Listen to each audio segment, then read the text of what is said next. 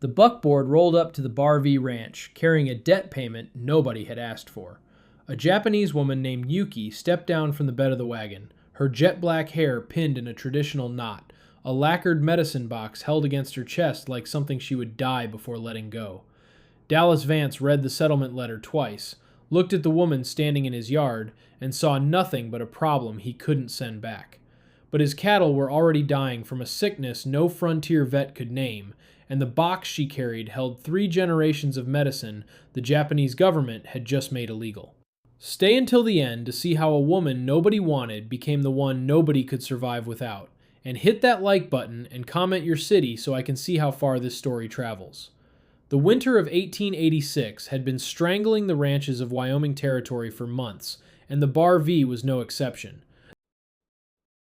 Dallas Vance stood on the porch of the ranch house and watched the buckboard bounce up the frozen track from the valley road, its wheels throwing up clods of mud and snow in equal measure. The drought that started the previous summer had burned the grass down to nothing, and the winter that followed had buried what remained under 3 feet of ice. He'd lost 3 steers this week alone. The herd was thinning faster than he could count, and the nearest veterinarian was a 4-day ride in the wrong direction. The buckboard stopped in the yard, and the driver handed Dallas a creased envelope with a San Francisco merchant seal on the back. Inside was a settlement letter explaining that the 30 head of cattle Dallas had shipped to a man named Tanaka had been sold, the money had vanished, and Tanaka had fled the state. What remained of the debt was being settled in the form of a person. Dallas read the letter twice, folded it, and put it in his coat pocket without expression.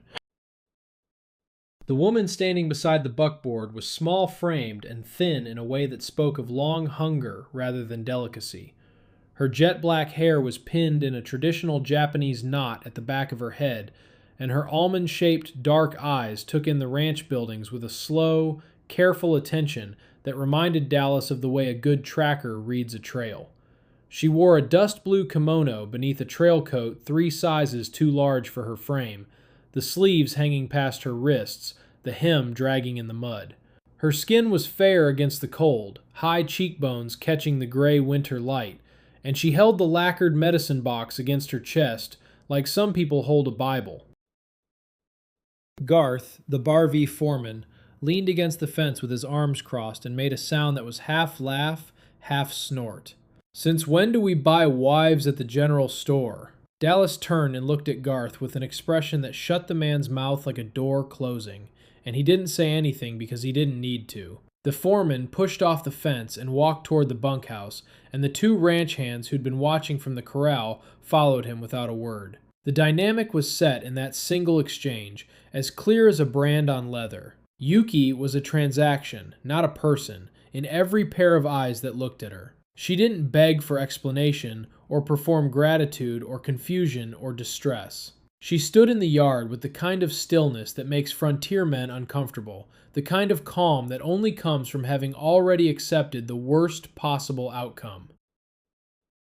While Dallas was still reading the settlement letter for the 3rd time, Yuki's attention had already moved past him, past the bunkhouse, past the corral, to the cattle standing in the far pasture. She watched them the way she'd watched the ranch buildings, with that same slow, focused attention, and something in her expression changed. Not alarm exactly, but the sharpening of a person who has found the reason they were brought here before anyone else knows there's one. Dallas noticed her looking at the herd and felt something he couldn't name. Not suspicion, not curiosity, but the faintest edge of a question he wasn't ready to ask. He had a woman he didn't want, a debt he couldn't collect, and a herd that was dying for reasons nobody could explain. The cattle were his problem. The woman was a complication. He couldn't see how the 2 things connected, and he didn't try. That night, the temperature dropped far enough to freeze the water trough solid, and Dallas lay awake in the ranch house listening to the wind scream through the valley and thinking about the 11 cattle he'd buried since November. He didn't think about the woman in the tack room or wonder what she was doing, or what she'd seen in the pasture that afternoon, or why she'd looked at his dying herd with the eyes of someone who recognized what was killing them. He was a man who believed in solving his own problems, and the woman was a problem he hadn't figured out how to solve yet.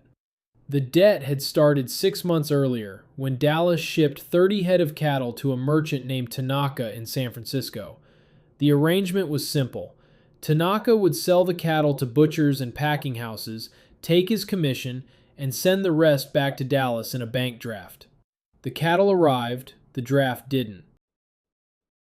Dallas sent a collection man to San Francisco, but by the time the rider got there, Tanaka had disappeared with the money, leaving behind a daughter-in-law, a stack of unpaid bills, and a lacquered box of medicine that the collection man decided was worth hauling back to Wyoming, along with the woman who owned it. Dallas was a man who believed in fairness, but not sentiment. He hadn't bought a wife. He'd acquired a debt, the same way a man acquires a bad fence or a lame horse, through circumstance and bad luck. The distinction mattered to him, even if no one else on the ranch could see it. He owed Tanaka nothing, and Tanaka owed him the price of 30 head of cattle, and the woman standing in his yard was the only asset left to collect against. It wasn't personal, it was arithmetic.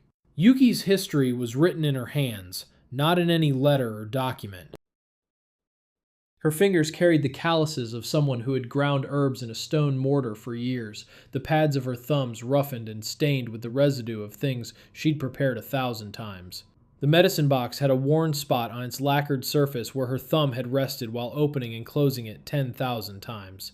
She held herself with the posture of a woman trained to be precise, her back straight, her movements deliberate, each gesture carrying the economy of someone who had learned that wasted motion in a medical practice could cost a life.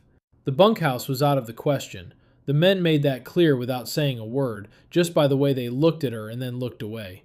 Dallas put her in the tack room at the back of the barn, which was cold and smelled of leather and saddle soap, but it was private and it had a door that closed.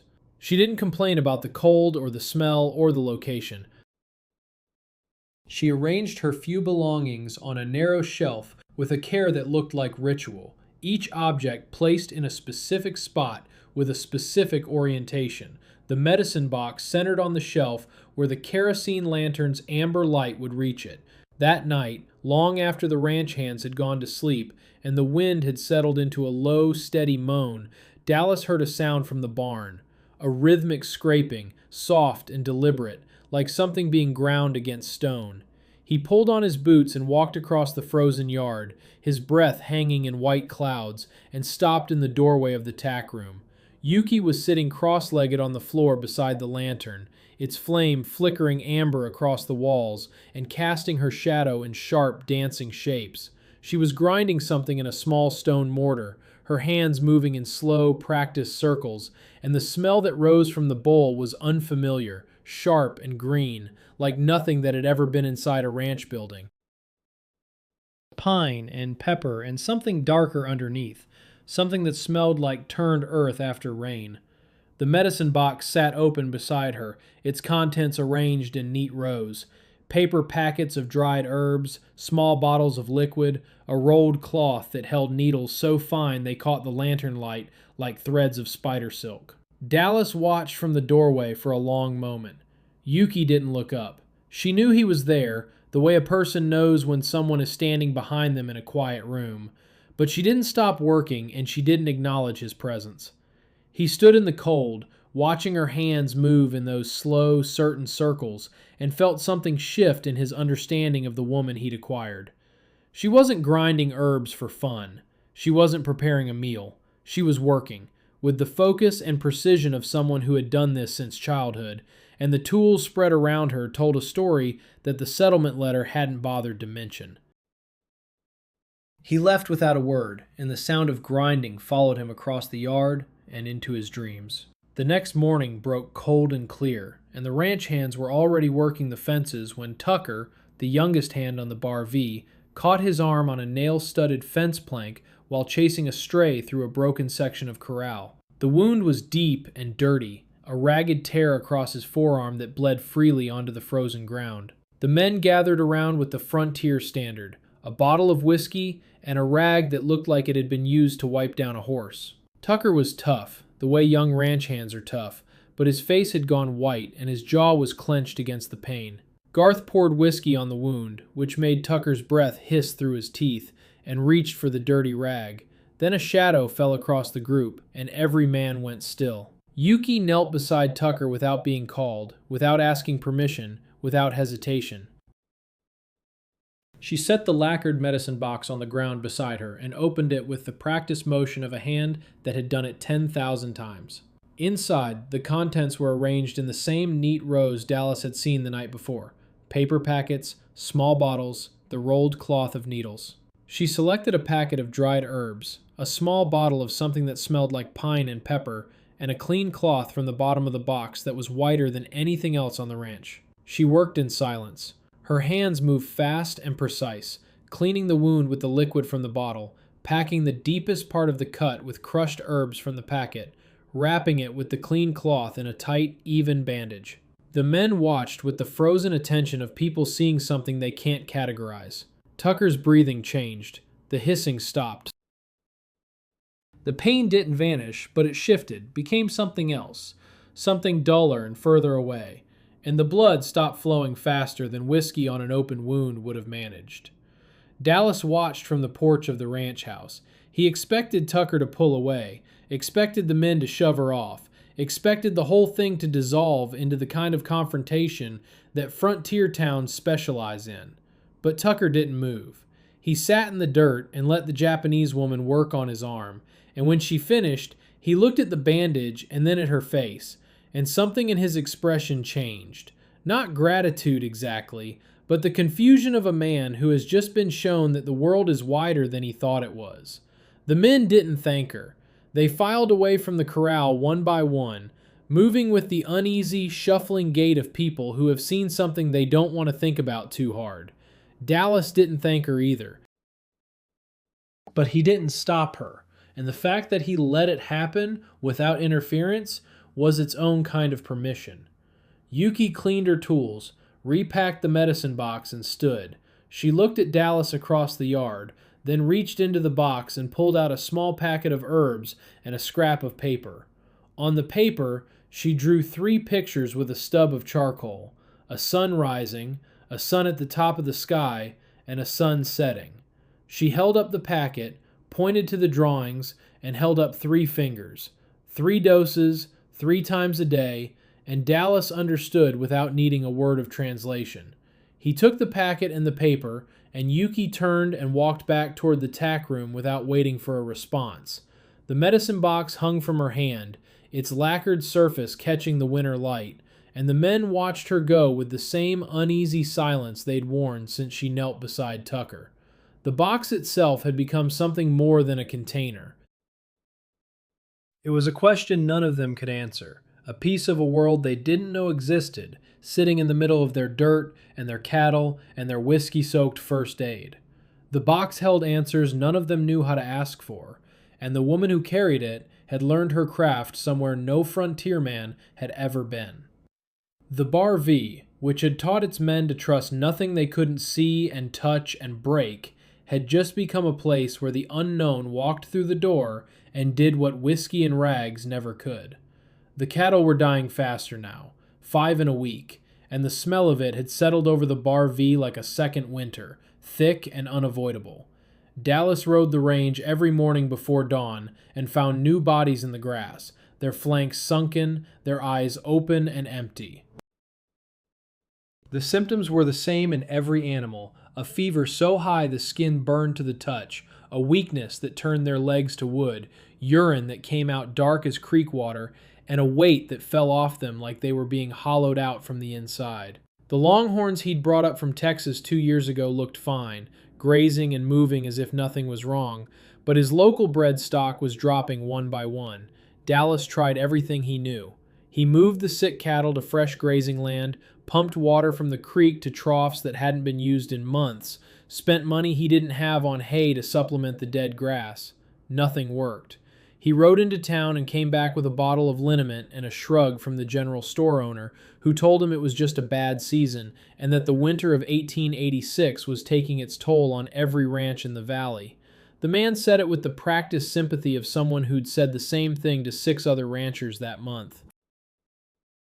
Yuki walked among the sick cattle the next morning, while Dallas was still out riding the fence line. She moved through the herd with the same slow, careful attention she'd given the ranch buildings the day she arrived, her kimono trailing in the mud, the medicine box left on the fence post.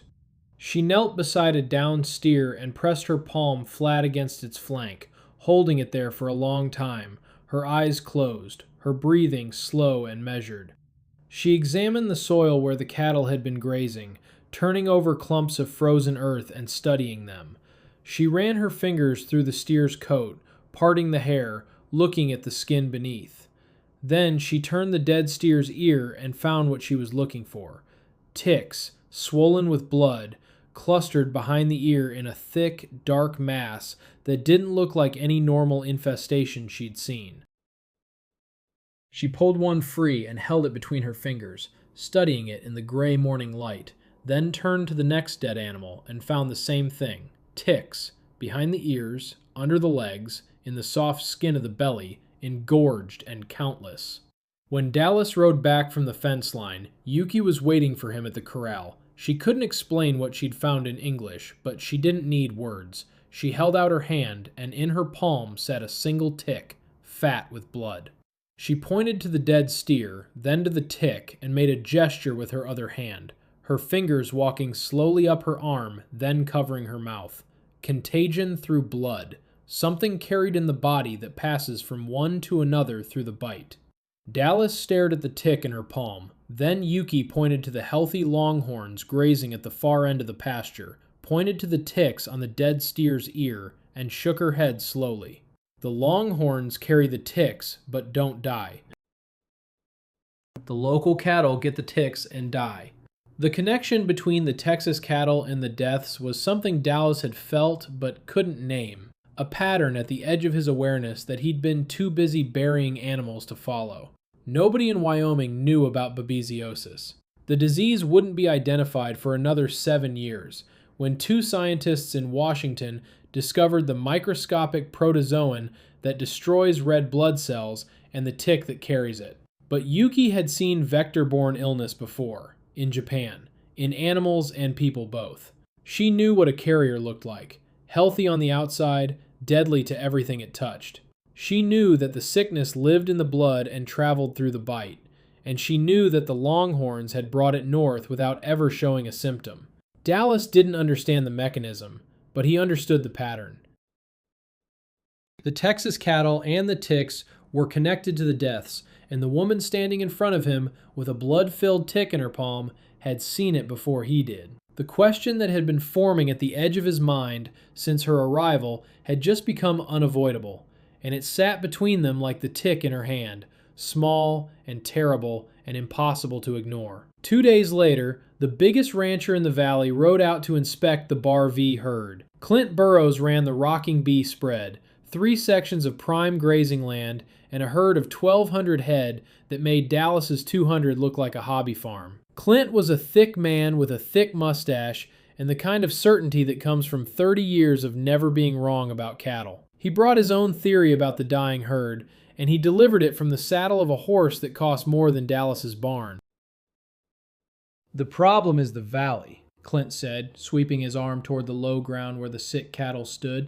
"Bad air settles there at night. You need to move the herd to high ground, get them out of the miasma, and they'll recover." He said it with the confidence of a man stating the weather, and Dallas wanted to believe him. Clint had 3 decades of experience and the biggest herd in the territory. When Clint Burrows told you how to handle cattle, you listened, because the alternative was admitting you didn't know what you were doing. Then Clint looked at Yuki, who was standing by the corral fence with the medicine box at her feet, and his face changed. "You keeping the China woman around?" he asked, and the word came out flat and dismissive, the kind of label that erases a person in a single syllable. "Heard she's been doing some kind of witchcraft on your hands. You want my advice? You'd send her packing before she poisons the whole valley." Dallas was standing between 2 answers, and the weight of both was enormous. Clint's theory was wrong, but Clint didn't know that, and neither did Dallas until Yuki had shown him the ticks.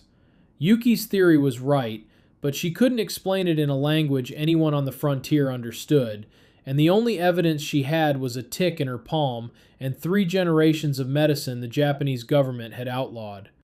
Pride said, "Listen to the man who looks and talks like you, who runs the biggest herd in the valley and has never asked for advice in his life." The dying cattle said, "Try anything, even the thing you don't understand." Dallas moved the herd to high ground that afternoon. Yuki watched from the buckboard as the cattle were driven up the ridge, her face showing nothing, her hands resting on the medicine box in her lap. She didn't argue, didn't protest, didn't try to stop him. She just watched, with the same stillness she'd shown since arriving. The stillness of a person who has learned when to speak and when to wait for the world to prove her right. That night, the sound from the tack room was different.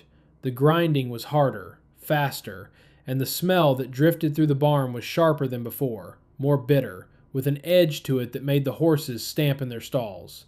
Yuki was preparing something, and the force she put into the mortar was the first sign Dallas had seen that she felt anything at all about what was happening. 3 days later, the move hadn't helped. 2 more cattle dead on the high ground, their ears thick with ticks that had followed the herd up the ridge. The bad air theory died with them, and Clint Burrows rode away from the Bar V without a word, his horse kicking up mud and his back rigid with the posture of a man who has been proven wrong and will never admit it. The silence he left behind was worse than any argument. Dallas stood at the fence line at dusk, looking at his thinning herd, the sky above the ridge turning the color of old copper. He heard footsteps on the frozen ground and didn't turn because he knew who it was. Yuki appeared beside him, her shoulder almost touching his, the medicine box in her hands. She didn't speak, but she held out her right hand, palm up, and in it sat a single acupuncture needle, fine as a hair, catching the last light like a thread of gold. Then she pointed to the medicine box, pointed to the herd, pointed to the needle, and the offer was as clear as any words could have made it, sitting in the cold air between them, waiting for an answer. Dallas looked at the needle, at the medicine box, at the cattle, and at the woman who had been waiting patiently for him to run out of other options. He had exhausted every frontier solution he knew. He had tried fresh grass and fresh water and expensive hay and the advice of the most experienced rancher in the valley. The only thing left was the thing he didn't understand, offered by the person he didn't choose, carried in a box he couldn't open without her. He nodded once, and the decision was made. Yuki began treating the herd before dawn the next morning. Her method was systematic and unlike anything the ranch hands had seen. She separated the sickest cattle into a pen at the far end of the pasture, built a fire beside a wash tub, and prepared a decoction of dried herbs that she boiled for an hour until the water turned dark and bitter. She dipped a cloth in the mixture and washed each sick animal's mouth and nose, then used the needles on points along their spines and flanks, pressing them in with a precision that came from 15 years of practice on human bodies and whatever animals she'd treated in Japan. The ranch hands watched from a distance of 50 yards, clustered around the corral fence with their coffee cups in their hands, and their faces wearing the same expression, equal parts fascination and hostility. Nobody offered to help. Nobody tried to stop her. They watched the Japanese woman walk among the dying cattle with her needles and her herb-soaked cloths, and they didn't know what to make of it, so they did what frontiermen do when they don't understand something. They talked about it. Word reached town by the end of the first day. The general store owner told Clint Burrows, who told the men at the bar and the saloon, and by the second day, the story had grown in the way frontier stories grow. The Japanese woman was doing witchcraft on the cattle, poisoning them with foreign herbs, putting the whole valley's herd at risk with medicine that no white doctor would touch. The details changed with each telling, and the fear grew with each detail, until the story that arrived back at the Bar V bore no resemblance to what was actually happening in the pasture. On the third day, 6 men rode out to the Bar V. Clint Burrows was among them, but he wasn't the one doing the talking. The loudest was a man named Jed Tucker, no relation to the young hand Yuki had treated, who had the red face and thick neck of a man who enjoyed being angry and the vocabulary of someone who had learned to express that anger in the ugliest terms available. They dismounted in the yard and walked to the porch of the ranch house, where Dallas was sitting on the step, cleaning his rifle. "We want her gone," Jed said, and the men behind him shifted their weight and nodded. She's putting the whole territory at risk with that foreign poison. You got no right to experiment on cattle that could spread sickness to every herd in the valley." Clint said nothing. He stood at the back of the group with his arms crossed, letting the younger men do the work he'd started, and his silence was its own kind of weapon. The language got worse from there. Jed suggested that Yuki should be sent back where she came from, and another man said things that were worse than that, words that Dallas won't repeat, and won't think about, and won't let live in his memory any longer than he has to. Dallas stood up from the step. He was one man against six, and the six had the weight of the town behind them, the weight of every opinion and every prejudice and every fear that the frontier had been nursing since the first Japanese face appeared in a territory that hadn't invited it. This was the survival counter, the moment where everything could come apart. He could lose the cattle, the ranch, his standing in the valley, and his safety, all in a single confrontation on his own porch. Then the door opened behind him and Yuki stepped out. She was calm. Not the forced calm of someone pretending not to be afraid, but the deep, bone-level stillness of a person who has already survived worse than anything these men can threaten. She looked at them the way she looked at the sick cattle, with clinical attention, without fear, without contempt, just the quiet assessment of someone cataloging symptoms. The men went quiet for a moment, the way a room goes quiet when something unexpected enters it, and in that silence Dallas felt the last piece of his indecision fall away. She stays. That's final. He said those 5 words quietly, the way a man says something he's thought about for longer than anyone knows, and the weight behind them was heavier than the volume. The men stood on the porch for a long moment, looking at Dallas and then at Yuki and then at each other, and then they left. They mounted their horses and rode back toward town, and the dust they kicked up settled slowly in the winter air. The door closed behind them, and Dallas and Yuki stood in the ranch house, the fire crackling in the stove, the smell of her herbs still clinging to her clothes, and the weight of the debt that had brought her here no longer hung between them. Something had shifted. Not love, not even trust, but a recognition. 2 people who'd both learned what it meant to stand alone against forces stronger than themselves, seeing each other clearly for the first time. 3 days of treatment followed, and Yuki worked from before dawn until after dark, grinding herbs in the stone mortar, boiling decoctions in the wash tub over an open fire, moving among the separated cattle with her needles and her herb-soaked claws. She treated each animal twice a day, pressing the fine needles into points along their spines and flanks, washing their mouths and noses with the bitter herbal mixture, packing wound sites with crushed leaves that smelled like pine and turned earth. The work was relentless and precise, and she did it with the same economy of motion he'd watched in the tack room that first night, each gesture purposeful, no movement wasted. Dallas worked beside her, not because he understood what she was doing, because he didn't, not any of it, not the needles or the herbs or the systematic way she moved from one animal to the next. He worked beside her because the job was too big for one pair of hands, and because watching was no longer enough. Dallas carried water from the creek in buckets that froze his fingers to the handles, and he held cattle still while she worked, his arms around their necks, his weight against their bodies, keeping them calm while she pressed needles into places he couldn't see. He didn't ask questions because he didn't need to understand it to believe in it, and that shift, from watching to doing, from skepticism to participation, was the quietest and most important thing that happened on the Bar V that winter. On the second day, a steer that couldn't stand struggled to its feet. It happened in the afternoon, while Yuki was treating the animal next to it, and Dallas saw it from across the pen, the steer's legs trembling, its hooves scraping the frozen ground, its body swaying like a tree in a high wind as it fought to hold its own weight. It stood for 10 seconds, then 20, then it lowered its head and drank from the trough for the first time in a week. On the morning of the third day, 2 more cattle were up. The dark urine had cleared. The fever had broken in 5 of the sickest animals, their skin cool to the touch for the first time since the disease started. The herbs were reducing the fever, and the needles were doing something Dallas couldn't explain but could see. The cattle were calmer, their breathing steadier, their eyes clearer, the frantic, pained look in them replaced by something that looked almost like relief. Whatever Yuki was doing, it was working, and the proof was standing in the pen on legs that had been useless 2 days before. But on the third afternoon, Yuki collapsed.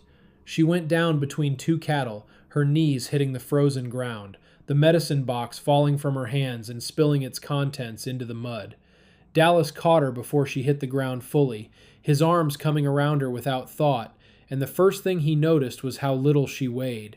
She was nothing in his arms, a frame of bone and will, and her hands were raw from the cold and the work, the skin cracked and bleeding around the knuckles, the calluses of 15 years of practice split open by 3 days of treating cattle in a Wyoming winter.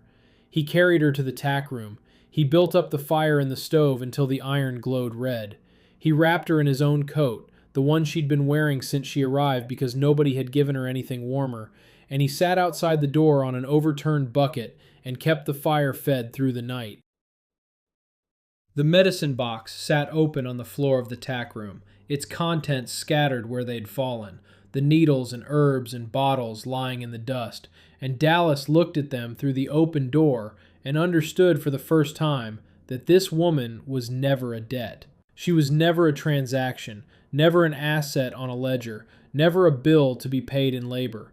She was the answer to a question he didn't know how to ask, and she had nearly killed herself giving it. He sat outside that door all night, and the wind screamed through the valley, and the cattle stood in their pen on legs that worked, and the fire burned steady and warm, and Dallas Vance did not sleep. Yuki recovered in 2 days. She came out of the tack room on the morning of the second day, wrapped in Dallas's coat, the medicine box held against her chest, and walked into a ranch that was different from the one she'd collapsed in. The sick cattle were standing. Not all of them, but enough. The separation pen that had held 12 animals too weak to rise now held 2, and those 2 were on their feet, swaying but upright, drinking from the trough with the slow, deliberate motion of creatures that had decided to live. The 3 that had been nearest to death were grazing. They stood in the far pasture with the recovering herd, their heads down, pulling at the sparse winter grass that was all the Bar V had left, and the motion of their jaws was the most ordinary and most beautiful thing Dallas had seen in months. Yuki walked among them, her hand trailing along their flanks, checking the places where the needles had been, and the cattle didn't flinch from her touch. They knew her. They'd felt her hands and her needles and her bitter herbs, and whatever judgment animals make about the people who heal them, they'd made it, and the judgment was trust. Dallas counted. He lost 11 cattle total to the fever. Without Yuki's intervention, he would have lost 40 or more, and the ranch would have gone under, sold for scrap to a bank in Cheyenne, or absorbed into Clint Burrows' empire. The Bar V survived because a woman nobody wanted had carried a box of outlawed medicine across an ocean and a continent and used it on cattle in a frozen Wyoming pasture. And the distance between that fact and the debt on a merchant's ledger was the distance between a life and a number. Clint Burrows rode out on the 5th day. He didn't come to the house, but rode along the fence line at the edge of the pasture, studying the herd from the saddle, counting the cattle that were standing and grazing and moving with the slow, recovered gait of animals that had been sick and were no longer sick. He didn't apologize because he didn't need to. The cattle spoke for themselves, and the language they spoke was the only one Clint Burrows had ever trusted. He looked at Yuki standing by the corral, her jet black hair loose for the first time since she'd arrived, falling straight and dark past her shoulders, the medicine box at her feet, the kimono bright against the gray winter valley. He nodded once. It wasn't respect exactly, but it was the closest a man like Clint Burrows gets to admitting he was wrong, and it was enough. Dallas stood beside Yuki at the fence line that evening, the sky going purple above the ridge, the cattle moving in the pasture below them. He didn't say thank you, because the words were too small for what had happened, and because saying them would have reduced what she'd done to a favor rather than a salvation. Instead, he turned to her and spoke 3 words of Japanese. The only ones he knew. Words he'd learned by listening to her work, by hearing the sounds she made when she moved among the cattle. Sounds that weren't quite speech and weren't quite song, but carried the rhythm of a language he was beginning to understand. Koko ni, ite, stay here. Not as a debt, not as labor, not as a settlement on a ledger. Stay. Yuki looked at him, and her almond-shaped dark eyes held his for a long moment, and something in her expression shifted. It was not a smile exactly, but a softening, like ice on a river when the first warm wind comes through, a crack in the surface that lets the water beneath show through. She picked up the medicine box, held it against her chest, and walked back toward the barn. She didn't say yes, and she didn't say no, but she just walked, and Dallas watched her go, and the space between them was different now.